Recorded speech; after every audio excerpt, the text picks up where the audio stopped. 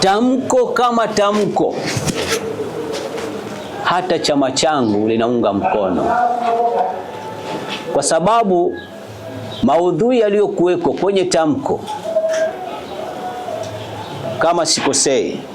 kulikuwa na sintofahamu mara baada ya uchaguzi, lakini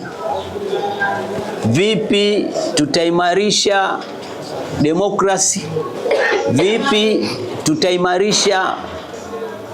umoja wa Zanzibari kisiasa, kiuchumi, kibiashara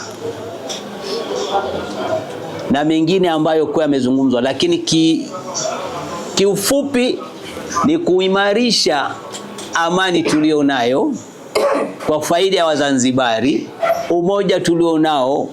kwa faida ya Wazanzibari, bila kujali vyama vyetu, bila kujali maslahi yetu. Kwa kweli, kwa Mzanzibari yoyote mwenye akili yake timamu hawezi akakataa kilichozungumzwa kwenye tamko hilo, kwa sababu msingi wa mafanikio wa mtu yoyote, taasisi yoyote, ni kuwa na umoja endelevu, amani endelevu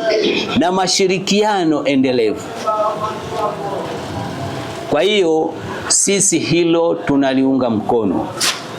na tunawapongeza sana viongozi wetu, hususan Rais wa Jamhuri ya Muungano wa Tanzania na Rais wa Zanzibar na mwenyekiti wa ACT Wazalendo, kwa sababu